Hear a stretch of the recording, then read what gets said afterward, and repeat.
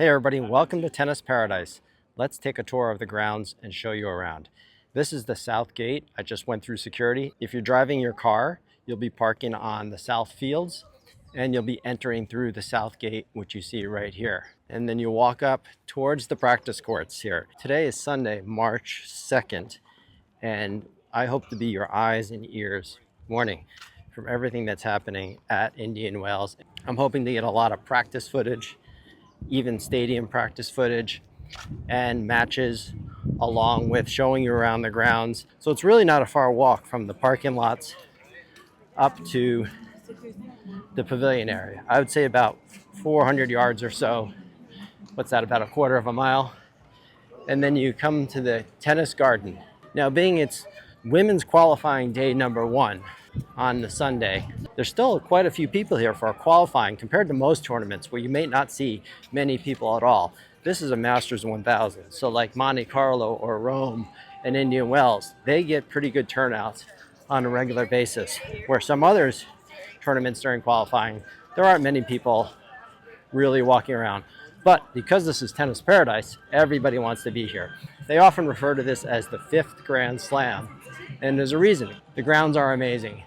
So once you get to the main pavilion area, which is right behind the Casa Dani, Spanish Mediterranean, you have over to the right, you have court number 2 or Stadium 2, and to the left you have Stadium 1.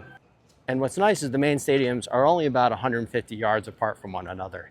And in between the two main stadiums, which you can see here, you come into the pavilion area where you have all the shops and all the food. And if you haven't been here before, like a lot of tournaments, they have a clear bag policy. So you need to bring a clear bag that can be no larger than 12 inches by 12 inches by 6 inches. And you can't bring in cameras with additional lenses. So I'm using my Osmo Pocket 3. It doesn't have an additional lens, so you're able to bring that in, and of course your cell phone camera. But they even did confiscate, or not confiscate, or asked me to return my selfie stick that I had, and I had to return that back to the car. All right, and behind me, sort of going toward the north end, so you walk in from the south gate, and now I'm facing the north end. So you have your stadium number 1 on the west, stadium number 2 behind me on the east side, and on the north side of the pavilion is where you have all the shops, the food, tennis warehouse tents, which is basically a giant retail store, also the Fila tent, and the Tennis Paradise shop. And right behind me in Stadium 1, you have this grassy area, which is in the late afternoon gets a lot of shade. And they have all the scores and match results right there, and they usually have some chairs out. So later on during this week, they'll probably have more chairs where you can sit and lounge around and take a breather from the walking or whatever else, or the sun, etc. But in the morning time, this area is pretty exposed and we get a lot of sun.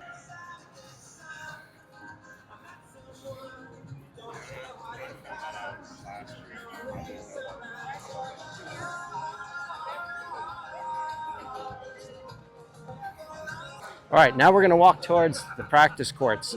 So we're walking back to the south. You'll see Stadium 1 was over to my right. And all the practice courts are on the south side of the facility. And they're all really accessible. Very easy to get to, very easy to watch, with a lot of spectator access to see pretty much everyone practice. And what's great is because it's the qualifying, is that they have not only the qualifiers here, but all the top players are coming into town over the weekend, depending how they did on the previous tournament, and will be arriving today and tomorrow and be practicing in the stadium and of course on the practice courts. So what I like best about this is I like to come the first week of the tournament because I want to be here for the qualifying and the early rounds when everybody is here and everybody is practicing. So instead of being just confined to your seats in the stadiums, you get to move around freely and take in all the best players 15 minutes at a time, 30 minutes at a time, and watch some exciting matches along the way. This area right here is one of the best areas to get autographs because if you just hang out by the fence, many times the players will come out and just sign autographs, especially during the week when there's a lot more people hanging out here. People will look to get autographs from all the pros playing soccer, throwing footballs, and all the other things that they may be doing, warming up and stretching.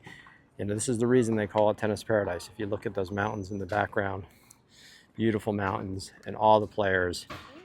I think this has been rated the #1 tournament by the players for 10 years in a row. And you can see why. The weather's beautiful, the mountains are beautiful, and of course, the player lawn allows people to get out of the training rooms and out into the open and stretch and enjoy themselves a little differently than they do at most tournaments. All right, now we're gonna walk right up to one of the practice courts. I just talked about one of those tunnels for the player lawn.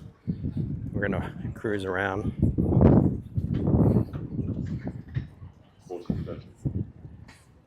And this is one of the reasons that this tournament is spectacular, because you have so much access to the practice courts from an slightly elevated position.